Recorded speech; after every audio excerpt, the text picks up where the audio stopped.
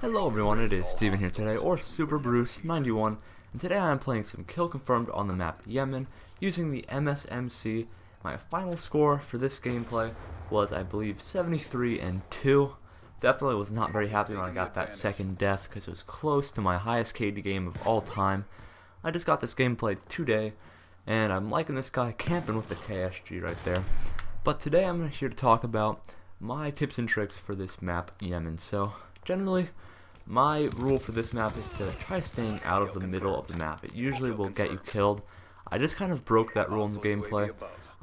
You want to stay away from the middle of the map because, especially in domination, and even in kill confirmed, a lot of people like throwing random semtexes over there. There's a lot of sniping areas over there. So if you go in the middle of the map, the odds of you surviving are very little. So always stick to the edges of the map on this map. And as you can see, I'm doing this and I'm getting lots and lots of kills doing it. So you always want to be aware of where their spawn system is. Now, as you can see on the little mini map up there, all my teammates are on the opposite side of the map. So this is giving me the general idea that the enemies are going to be spawning on this side of the map. So I'm just kind of playing a merry-go-round right now with them. And as you can see, I just flanked like every single one of them, except for that guy who almost got me. So as you can see, my teammates have sort of shifted on the map to that side of the map, and now they're spawning on this side of the map that I'm on. So in order to be good at this map, you have to have very good map awareness skills, because you always need to know where they're going to be spawning at and things like that. So now that I have my orbital VSAT, I'm thinking I don't really need to pay attention to where they're spawning now, because all I need to do is just look at the map, and wherever the red arrows are is their spawn system. So right now I have a huge advantage over the enemy, and I'm just picking them off really fast right now. I just got my K9 unit, and my swarm is about to be called in as I get it right there. I'm getting a bunch of VSAT assists. So as you can see, guys, I kind of stick to one general area of the map. I don't try to stray too far from my comfortable areas of the map, because the more that you run around on a map, the more high risk that you're playing, and you don't want to be playing too high risk.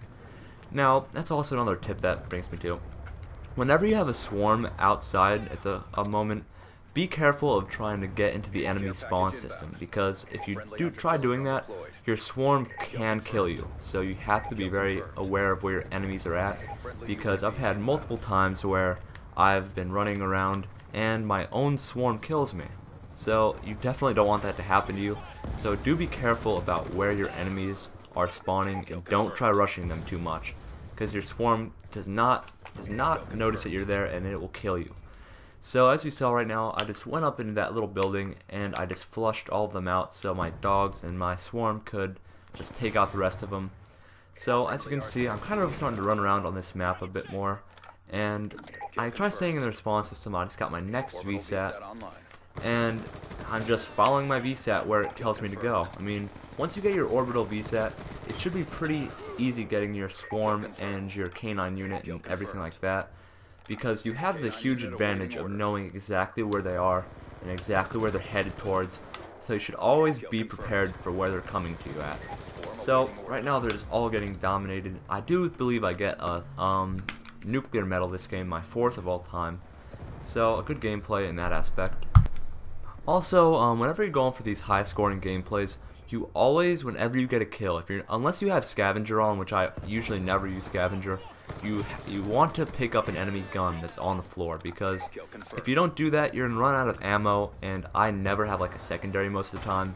So if you run out of ammo completely, then you're gonna be in a bit of trouble. So whenever you're like on the earlier score streak or whatever, you definitely want to pick up an enemy's gun, like this gun that I'm using right now. I picked up the Peacekeeper off the ground earlier on, so in case I ran out of ammo for my MSMC, I could just have another primary to switch to. So always think ahead of the game, guys. Never get behind in the game. You want to always be thinking, well, if I continue this streak up, I definitely need a new primary gun. So whenever you're on that lower score streak, make sure you pick up a gun that you think you can do well with. If need be, you run out of ammo for your other gun.